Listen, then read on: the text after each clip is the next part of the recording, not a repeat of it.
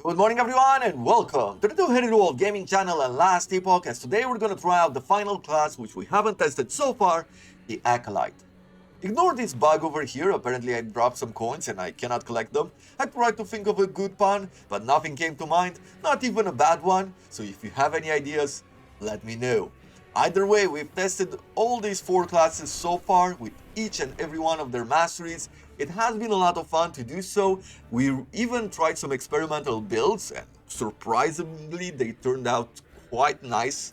I'm looking forward to returning to them and actually push them past level 35 just to see how they feel in the end game, if they're actually that viable or that strong as it felt at level 35. But that's a story for a different day. Today we're gonna go with the Acolyte towards the Necromancer. It feels like the most generic class, right? Something which we've seen in other games. And I would like to try out another minion build before moving forward to Leech and Warlock. So as far as the Acolyte goes, we're looking at the power scaling tags down at the bottom just to get an idea of what we need to scale up as far as damage type or what are we focusing on when we're making a build, things like that. Power scaling tags, we have some minions here with physical, melee and bow attacks. Then we have some necrotic and melee damage. We have physical and spells and curse. We have once again minions with physical, fire and spell. Then we have necrotic and spell. And once again fire and spell. There's a lot of damage over time here as well when I'm looking at some of these attacks. So that is interesting, we'll see what we manage to do with it. But today's focus will be on minions, so maybe not too much in those areas. Then we have summon rates here with minion, physical and melee.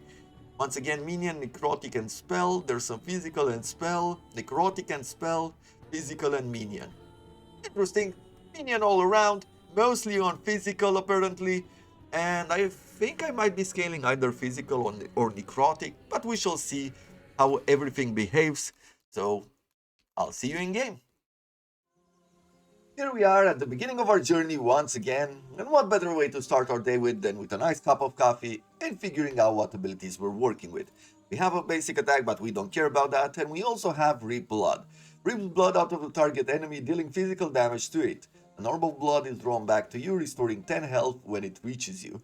It has a mana cost of 3, which is super manageable, and a damage of 28, plus we're getting some healing, so that's really nice. I wonder if these keepers will And let's get this started.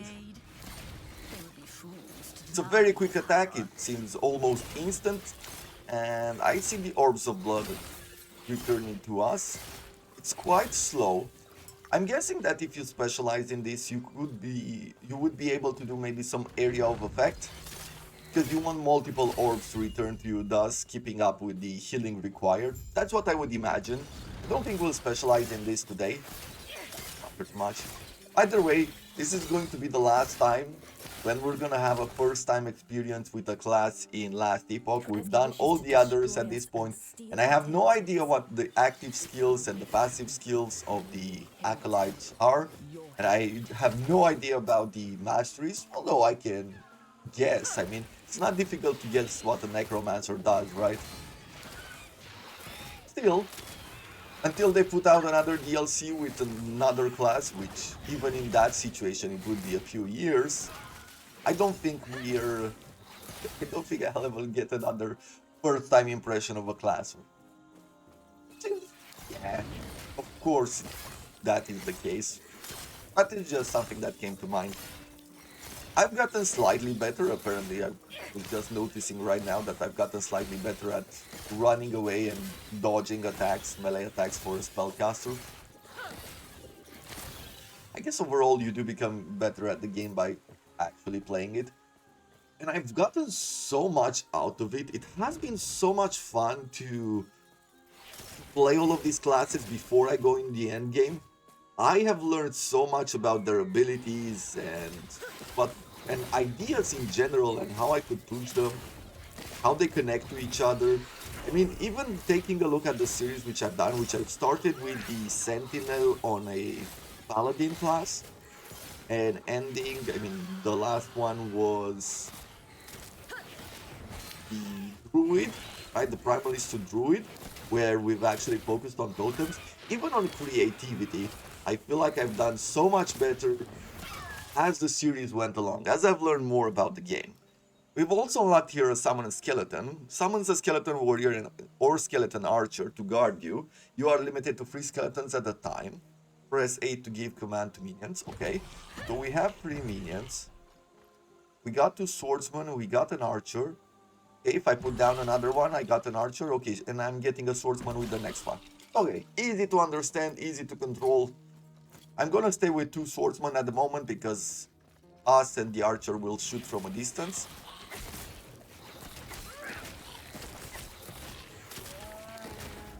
I even saw that there's some sort of secret here. I've seen a video last night as I was heading to bed where somewhere in here there's a secret like that. Let me take care of these first. Then we'll go forward. I'm looking at the skeleton's health and it's not that good. Okay.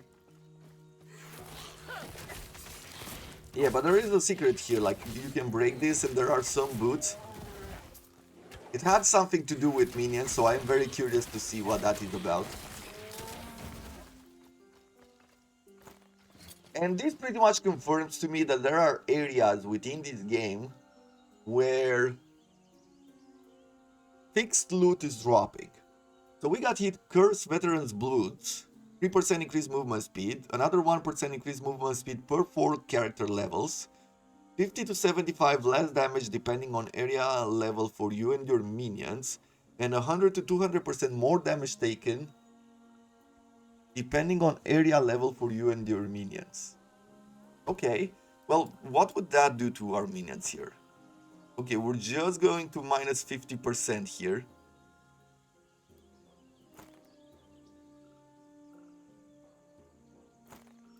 If I go further into the game, am I getting more? No, I'm actually going to go from 50 to 75, right? And from 100 to 200. Yeah, this is not good.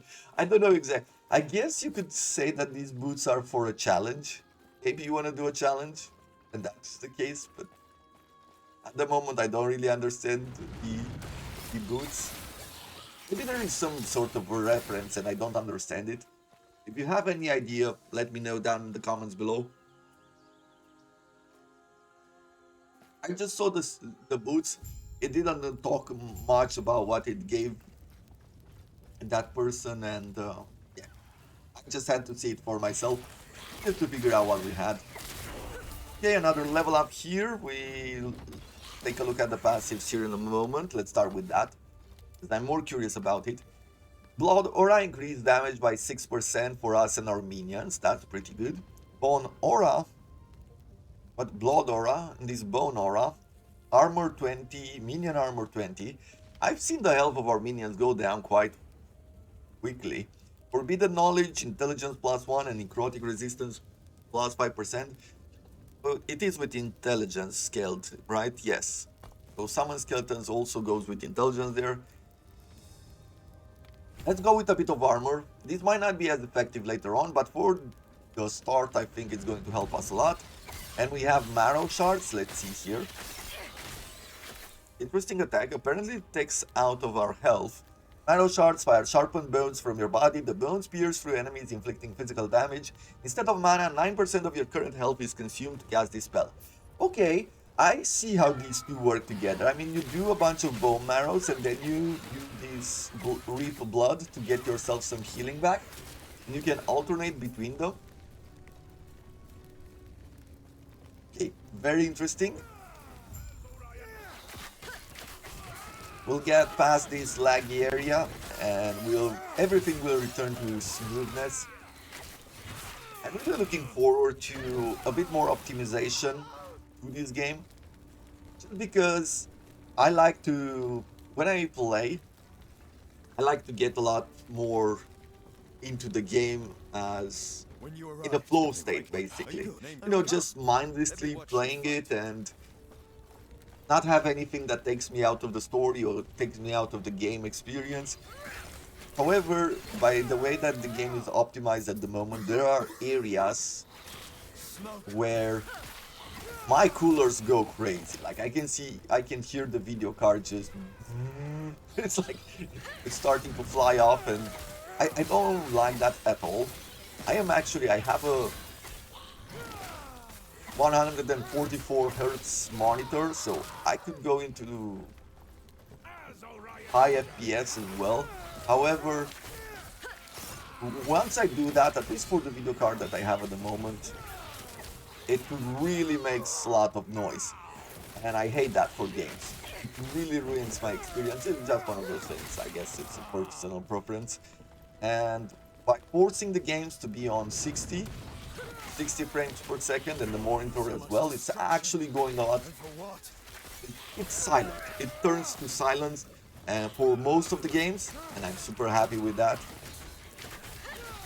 We found that solution.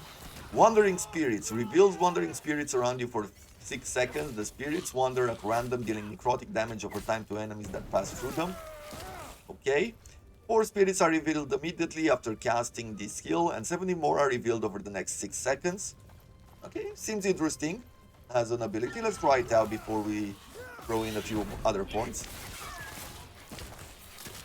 Okay, this is actually really nice. It's sort of a shield. It does 70 damage estimated per second, and that can be really good. I'm gonna go with a bit more armor. I don't think I'll go further than that. We'll throw summon skeleton in our spec skill. And let's see, what do we want to do here? What do we have around? Skeleton Rogue. Add Skeleton Rogue to the pool of skeletons that can be summoned. Rogues teleport to distant enemies, throw shuriken, and use melee attacks. That's really nice. Rogues use acid flasks, which shred armor as well, right? Yes. Mightier than the sword. Skeleton warriors are removed from the pool of skeletons that can be summoned, so we can focus on one class or the other. That's really nice. Yet archers gain fire arrow or ice arrow. Maximum skeletons over here. Another maximum skeleton. That phalanx skeleton deal more damage and have more health and are larger, but can only summon half as many as you could before. 80% more damage, 40% more health, 20% extra size, and maximum number of skeletons reduced by half. You can remove skeletons as skeleton archers as well. Heal skeleton on death. When one of your skeleton dies, another skeleton is healed to full health. That's really good as well. Skeleton warriors can now cast bone armor, which reduces damage taken by 40% for 4 seconds and has a 10-second cooldown. This could be very useful, as I've seen how squishy they are. Skeleton summons per cast, mana gain, more damage, some ward, even more skeletons. Skeleton resummon chance 10% when one of them dies. Okay, I think I'm going to go with extra armor here. We need 2 points to go to Marrow Walkers. So I'm going to go with Unholy Rage, increasing attack, cast, and movement speed by 5%. Now, if I go and ask them to attack, are they quicker? Okay, they do get a small boost in speed. I do like that. Where'd you learn to fight?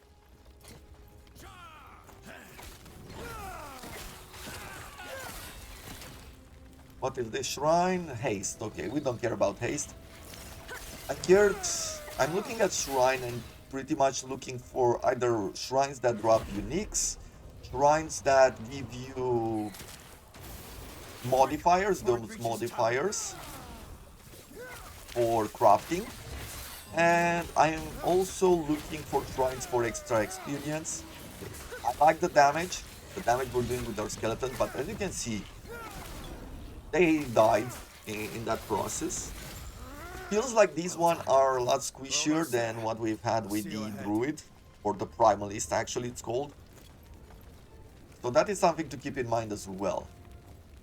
Now I'm gonna get into the town, I'm gonna figure out what I have in the stash, and I'll return to you in a second. Here we are on our stash tabs, and I've moved the items which I felt were class specific to a different tab, and I've grouped them in a way that I feel it might work for builds for the free masteries that we're gonna try out every day.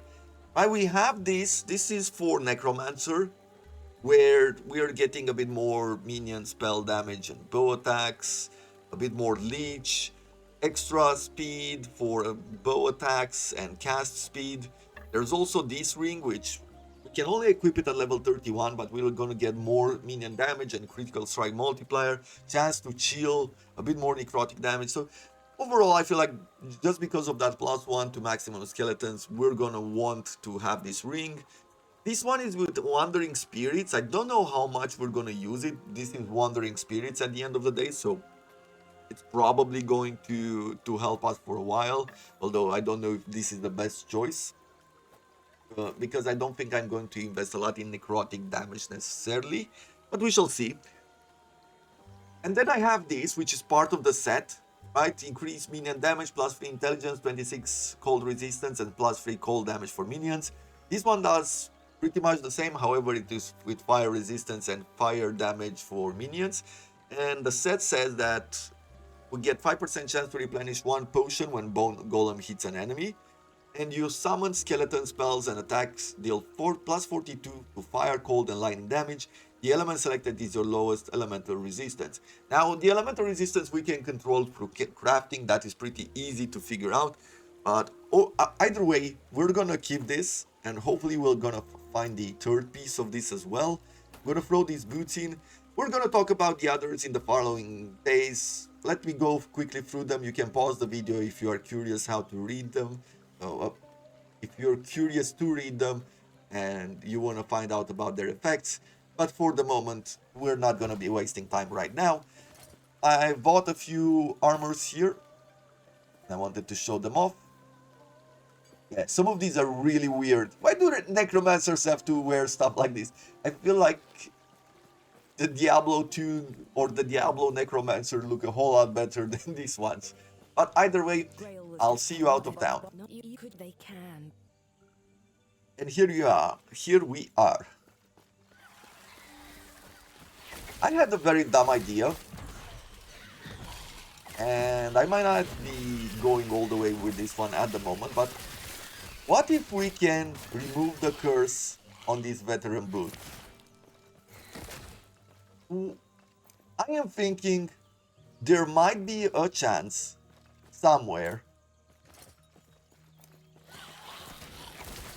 that we could actually give this, if we have this in our inventory and we go to a character, we might be able to give them these boots and actually turn them into something, which, you know, it's a very long shot. A super long shot. I don't know, this might just be hard mode. A melee attack that harvest. A melee attack that hits all enemies in an area in front of you, dealing double damage to those that are cursed. Okay, interesting. We've leveled up these skeletons once again, and I'm gonna throw some points there in a second. Okay, I like how that looks. However, we're not really focused on melee damage at the moment. We will really need to go and pick ourselves a melee weapon, like the scythe that I had in the stash. And that's when we can use harvest. Not gonna be for today. Okay, we're gonna go with more Unholy Rage there, and then we'll get an extra skeleton. As far as passives go, I think of investing, rather than going for this damage, let's go with a bit of intelligence. And we can also equip this. Reach of the Grave, increase the spell and bow attacks of minions. It's not gonna give power to our melee warriors, but doesn't matter, as we're gonna have quite a large army, and I'm guessing just having a bunch of these man could be great.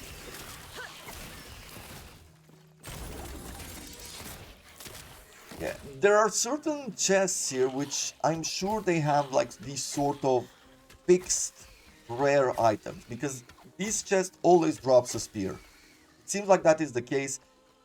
I think it always has that modifier as well. 5% increased movement speed, 26% poison resistance. Maybe the rolls are different. That might be the case. However, overall, it seems like there are plenty of chests within this game which are fixed. And maybe one of the things about these fixed modifiers is that you can take those and actually throw them on a legendary item, you know, with crafting. Those that absorb one of the modifiers, or at least one to 4. The legendary potential could actually work with this sort of item. We're gonna try in the future. Once we start going into the end game, we have 3 more days with the Acolyte, try every mastery out, figure out what we can do with it, and then we'll return it to actually push towards the end game. My question to you, do you like this sort of format? Where I am farming in between episodes for some extra levels and then I return in the next episode and we actually throw in better gear, better skills and things like that.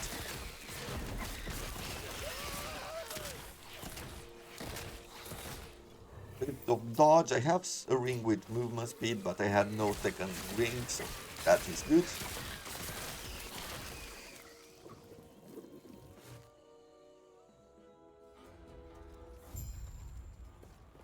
I'm very curious how much these minions will resist, these skeletons will resist once we reach the eagle on top of these walls. Because this is pretty much the first challenge that you always have, and look at this skeleton warrior. Like, they are regenerating quite quickly. However, they also take a lot of damage. And I don't want to invest too much into armor. At least I'm going to wait until we get ourselves that bone golem. Let's see when we get it. Because if we're gonna get ourselves the bone golem, maybe we don't need to invest too much in the protection of our skeletons, right? He's gonna attract attention, and maybe we will even remove skeletons if the golem is good enough. The skeleton warriors. Because we can get a bunch of archers and thus dealing a lot more damage, even with the item that we have. Okay, let's go with a bit more intelligence at the moment. I don't want to go further with that. In a way, spreading the points out like this might not be the best choice, you know. Master of none, that sort of thing. No maximum potential, but balanced potential. Okay, we get Summon Golem at 10 points spent in the Acolyte tree. That is not too far. Okay, let's see the true challenge here. Actually, let's throw in a bunch of these goats as well. As long as the eagle is focused on us, then it's not really a problem, but I'm getting that when she's gonna summon those phoenix birds, yeah, that's when they're going to start crumbling.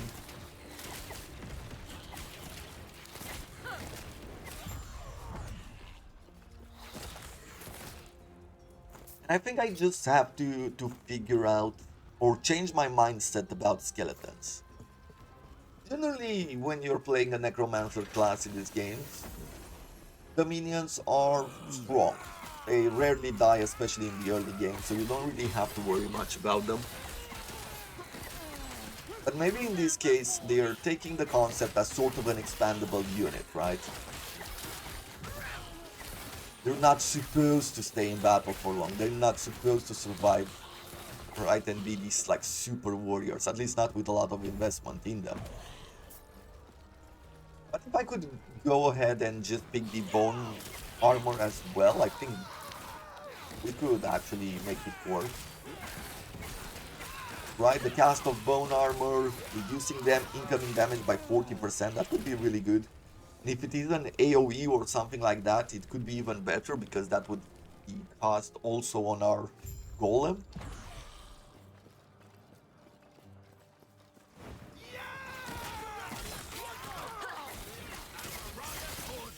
Can we equip anything else at the moment? Nothing from what we have with us.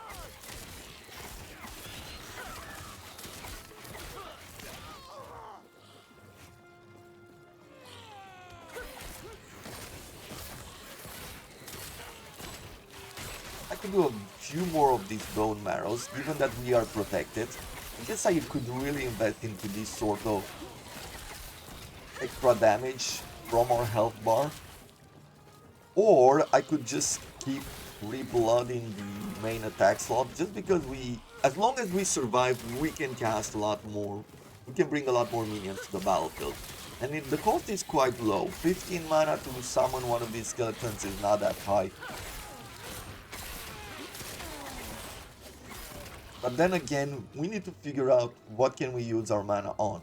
Unlike what we have with the Druid, where summoning those minions, they were a lot stronger. And they also had abilities. With the Necromancer, that is not the case. This is not the specialty of the Necromancer.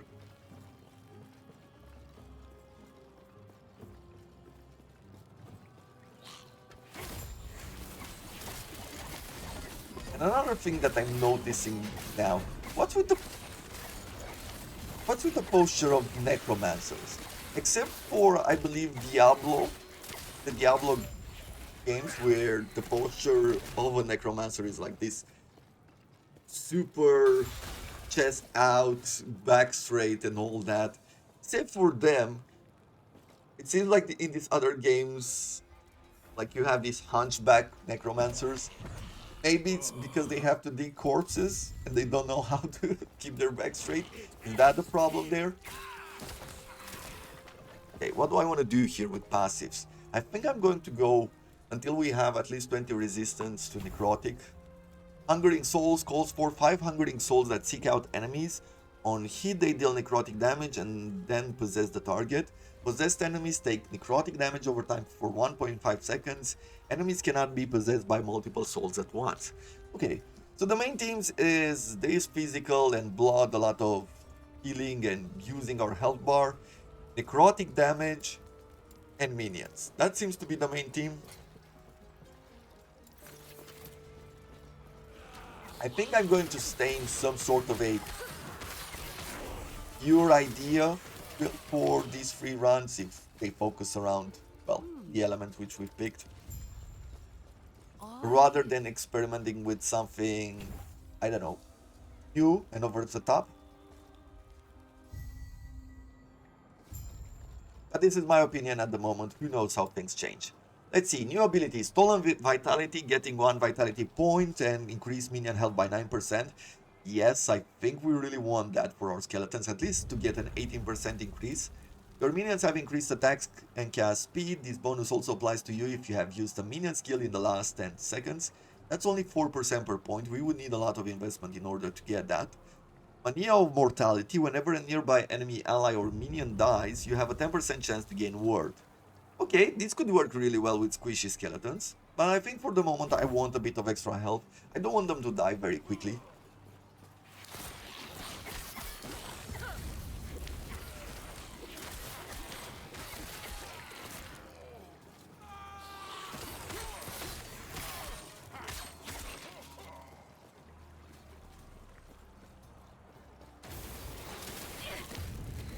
Okay, let's get up close and personal and do the Wandering Spirits. They're doing a lot of damage. I really like them as an ability goes. It really feels strong. And I'm thinking that if we go with the Sight ability in the following days, this is going to be really good because it's doing AoE around us and thus protecting us from a lot of damage. Okay, more wolves. I think I have plenty of these amulets where I don't need them anymore. I really need to make it further into the game to get better uniques. You're here to help protect the drink.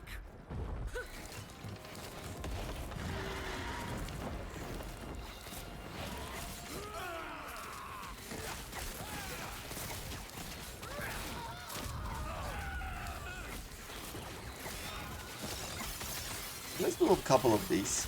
It's interesting that they possess only one, so you don't have to do this a whole lot. You do it once or twice and then you just fight.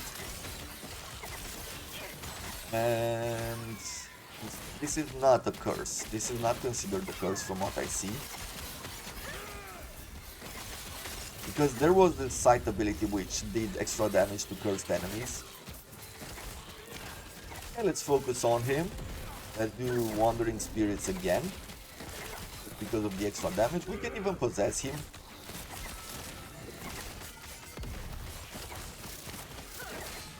Yeah, it's going pretty well to begin with. Not here. It isn't safe. We'll reconvene outside. That should hold.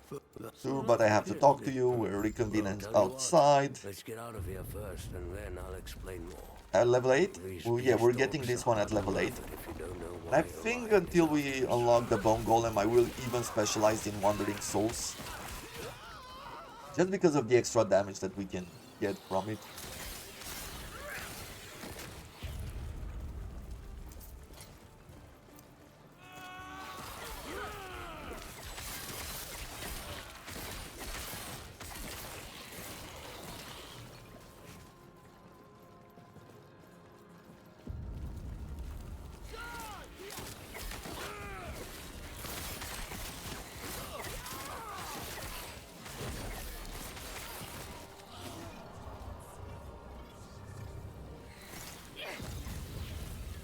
If any of you know the answer to the following questions, please let me know.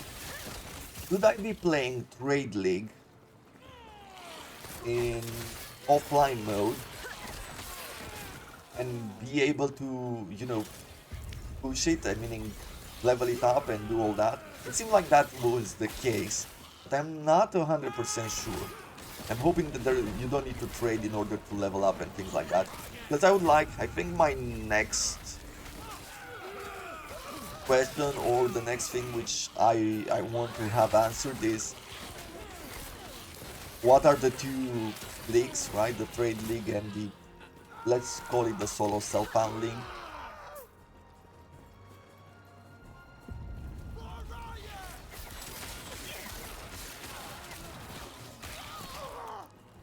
And I believe that's what we're going to do. We're going to take a few of the builds, and I'm thinking I'm actually going to take a few of the builds which we've done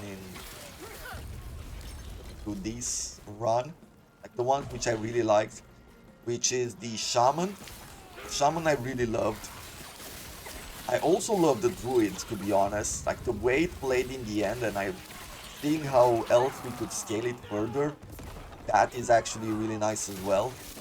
I want to get back to the blade, spell blade as well, for that instant kill freezing attacks, because once again I'm very curious to see if it would make it to the end game.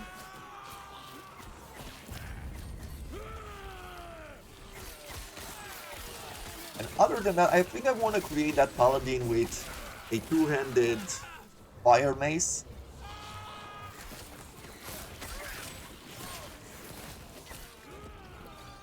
Okay, we have another chest over here, one of those with a quest slot. And here we're gonna get an offhand orb, which gives us ward, I believe, right? Yeah, look at that. Offhand catalyst, 46 ward gain when damage leaves you at low health. So, it is, as I said, but we're gonna replace this one with Wandering Spirits. Actually, let's throw Wandering Spirits here in the spec slot. And then I'm gonna throw this in. +1 to Wandering Spirits, Hungering Souls, +10 ward gain per each second per active Wandering Spirit. That is going to be super for us. 12% chance to inflict damage on hit with Hungering Souls per active Wandering Spirits, and 25% chance to reveal a Wandering Spirit on kill. That's really, really good. Now, could we... Do we have a weapon here, a melee weapon? I'm curious whether I could put a melee weapon in the main slot and still go with this book. I'm guessing that that is the case, but until we actually see it, we won't know for sure. Okay, well, let's see how much word we get from Wandering Spirits. Look at that. Look at that increase there. Yeah, this is going to be great, at least for a while. I don't think we're gonna specialize for long in Wandering Spirits at this moment. I don't think I'm even going to look too much through it at this point. Let's see, if I write here skeleton, no. Minion, no. Okay, there's nothing about skeletons or minions or anything like that, so it's not really going to work for me. Reveal rate, spirit duration, spirit movement and damage. Speed, mana efficiency, enemies are feared. I don't want them to be feared. I don't want them to run away from us. I think I'm going to go with maybe a bit more damage and movement speed. Why not? That sounds pretty good to me. But that is going to have to be for this episode. Of course, this is the first one. It was the first time to check out these sorting skills of the Acolyte. From here on out, I'm going to level up a while longer. I will return, I'm guessing, around level 12. And then we're going to check out how our minion build is at that point. And then we're going to pick up the Necromancer class and have the second part of the next episode, at level 20 or something around that. And then we're going to return to you have questions, but let me first check level and make 35, sure I'm Epoch's thinking. safe. But that is going to have to be it for this episode. And I look forward to seeing you in the next one. No,